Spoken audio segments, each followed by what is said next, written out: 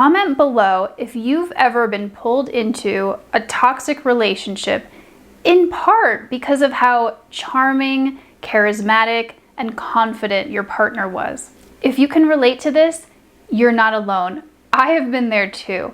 And so many of us have been pulled into toxic relationships due to the power of someone's presence, someone's charisma, and that thing they have that makes them seem so desirable and appealing. To say it's intoxicating would be an understatement. But if you can relate to this, you probably also know that an irresistible presence can often go hand in hand with narcissism, ego, and a general lack of empathy. Not always, but very often.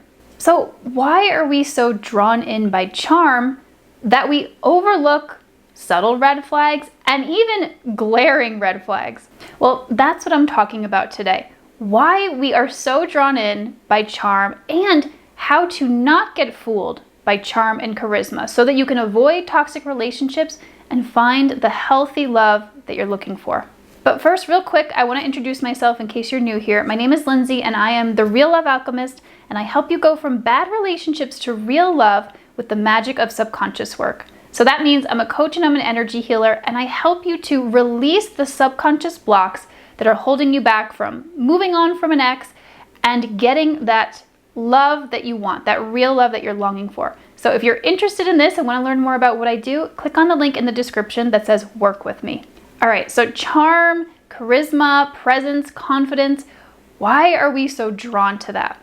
So charm and confidence and charisma and all these things I'm talking about, they are naturally very attractive qualities. So lots of us are going to see someone like that and think, that's a really attractive person, or I really like that, I'm really drawn to that. But if it's gotten to the point for you where you are so drawn to those qualities that you are overlooking glaring signs that this is not a good person for you, then there's usually something deeper going on here.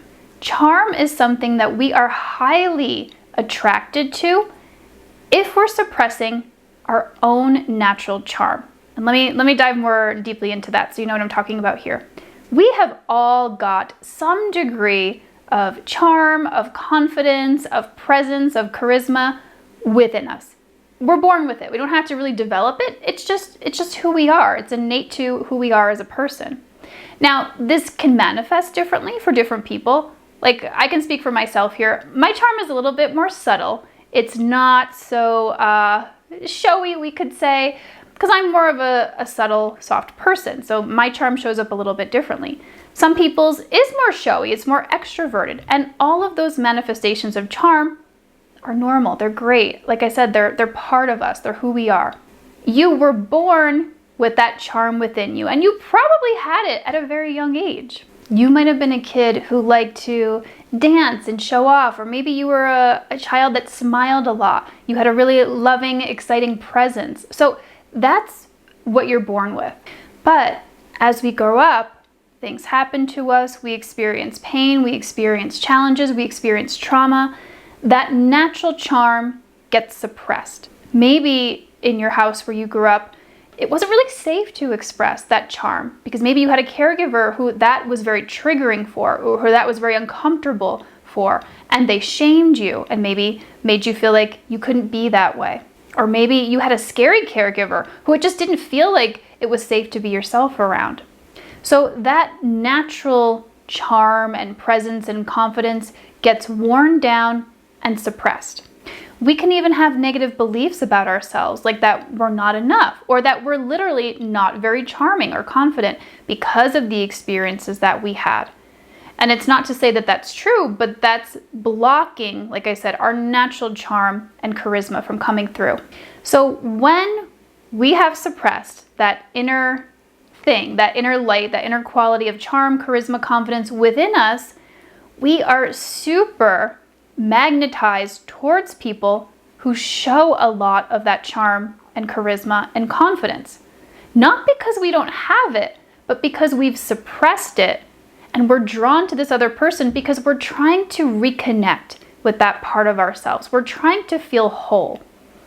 And I realize that as I'm saying this, if you would have said that to me maybe 5 years ago, that Lindsay, yeah, you have some natural confidence, some natural charisma that's within you.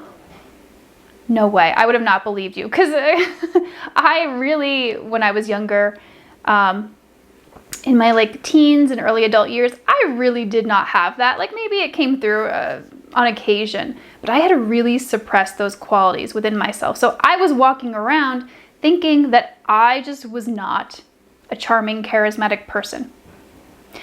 And so when I got into relationships, I was quite drawn to people who showed a lot of that. And again, like I said, it was a way to tap into that within myself and a way to feel whole.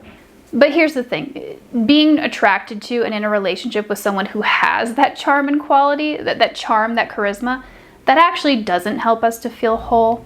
If you're watching this, you probably know that just leads you into painful relationship patterns and can even create more wounding around your own inner charm and confidence. It can make it harder to access that if you stay in these painful relationships. So that powerful unconscious pull we feel towards someone who is showing a lot of that charm and that charisma can be so powerful and so intoxicating that we can just completely overlook the really obvious signs that this person is not good for us. That's how intense that longing to feel whole within ourselves can be. We can bypass all the pain that this relationship is causing us in order to feel connected to this deeper part of ourselves that we suppressed long ago. So now that you know what causes us to be so drawn towards charm and charisma, let's talk about how to not be fooled by charm and charisma in the future. So the best way to break out of this and when I say break out of this stuff can be so unconscious. All we can really be aware of is the fact that we are really, really attracted to certain people. So a lot of this, it's not going through our minds like, oh, I need to be with this person to feel whole. It doesn't feel like that. It just feels like you're super intrigued and super drawn to someone like this who has a lot of charm and charisma. So in order to really break out of that, to break out of like this, it's almost like a veil. It's almost like you're seeing through these specific kinds of glasses where those kinds of people are going to be what you're drawn to. So to break out of that veil, we could say, like that fog of what you're seeing the world through, we have to develop our own charm and charisma. So that part of you that's naturally there within you that you suppressed, getting in touch with that makes it so that when you see someone with charm and charisma, you're like, okay, like that's attractive, but I'm gonna wait and see who this person really is before I invest, before I commit myself. Because once you do that draw, it's not so compelling. Like I said, it is an attractive quality to have that charm and that confidence, but you're not going to be pulled there from an unconscious, wounded place. You're not going to be trying to get with this person in an attempt to feel whole within yourself. Because like I said, we're super easily fooled by charm when we've suppressed our own. So how do we do that? We work on healing the wounds that caused us to suppress our natural charm and charisma in the first place. So like I shared earlier, for you, this might have been you were with someone or you had a caregiver who was super critical. And so you said, ooh, not safe to be who I am. And you shut it down. So how you would heal from that, something that I do for myself and for my clients, is you ask the subconscious, hey, what happened? What do I need to release in order to be able to be my natural, confident, charismatic self? And the subconscious will know. It has a list of everything that's creating that. And so those could be, like I shared before, negative beliefs about yourself. There could be certain pain from the past, like shame, feeling unworthy, worthless, that need to be released. So basically, with the kind of work that I do, whatever's going on in the subconscious that is making it feel like I cannot be this charming person that I really am, that's what needs to be released. And once you do that, then your natural charm can shine through. And like I said, for me, it was super, super suppressed. Like if anyone from my younger days is watching this and seeing me show up on camera like this, they would probably be like, this cannot be the same person. Because I had a lot of wounds that were, really hiding my natural confidence, really my ability to just show up as myself. And so over the years, I have cleared a lot of that, which has helped me to show up the way I do today.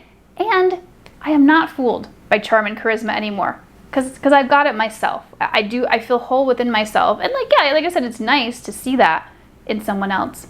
But I am not drawn to that anymore alone. Just the charm and charisma alone. So that's the first thing. We develop our own confidence, charm, and charisma so that we don't get googly eyes over a person who is just showing up with charm and not much else. But then the second thing we can do to not be fooled by charm anymore is to not look for that as the most important thing. Now, some of you might be watching this and say, well, I don't do that. Maybe. But take a look at the people that you've dated in the past, the relationships didn't work out. Be honest with yourself. Were you partially drawn to them because of the charisma, because of the charm? Or maybe just because of the charisma and charm? And if that was you, that is okay. Like I said, I have been there. Comment below if you've been there. No shame, no judgment from me. Because like I said, these unconscious wounds can be so compelling that we can literally just be with someone because they're super charming.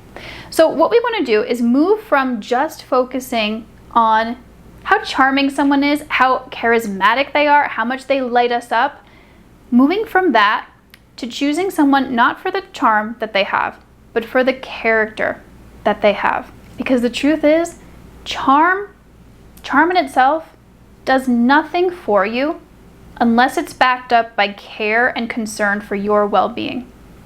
Because if you've been with a narcissist, you know that charm, you can't take that to the bank, meaning that does you no good if the person has no empathy for you, doesn't care about your well-being, doesn't love you. That will make a very unhappy, unsatisfying relationship. So what you want to look for instead, and in addition to, of course, it's always nice to have someone who is charming and confident, but you can look for the character that they have. You can look for things like, do they have integrity? Meaning, do they do what they say they're going to do? Do they have empathy for you? Do they care about your feelings? Are they kind to you? Do they treat you well? When we look for those kinds of qualities, the character that someone has, that is a much better investment than putting all our energy into someone, again, just for the charm and just for the charisma that they have. So if you're hearing this and you're going, gosh, like I have never had a relationship. I don't even know what this looks like. I don't even know what character looks like. What do I look for in a partner? Then go to the description and click on the link to get my ultimate guide for real love. In that, it's an ebook that you can download right away. In that ebook, I talk about all the different ways that healthy love shows up, and it can give you a really good picture of the kinds of things that you want to look for in a partner. So that's available to you. That's free. Check that out. And if you're recognizing this pattern in yourself and you know that you have suppressed your own natural charm, or if you're hearing this and you're saying like, Lindsay, there is no way, I do not have that within me. You do. And that likely means that there's some subconscious blocks going on. So if you know that this is a pattern you always fall into, you're always drawn to narcissists or people who don't care about you just because they're charming, then I can help. Again, like I mentioned in the beginning of the video, click on the link in the description where it says work with me, and you can schedule a free consultation. We can talk about what's going on for you, what your particular patterns are, and I'll share how I can help. Speaking of narcissists, if you've been with a narcissist, then you probably picked on a number of different energies that can actually be blocking you from moving on from them and getting the real love that you're looking for. So if this is you, check out this video here.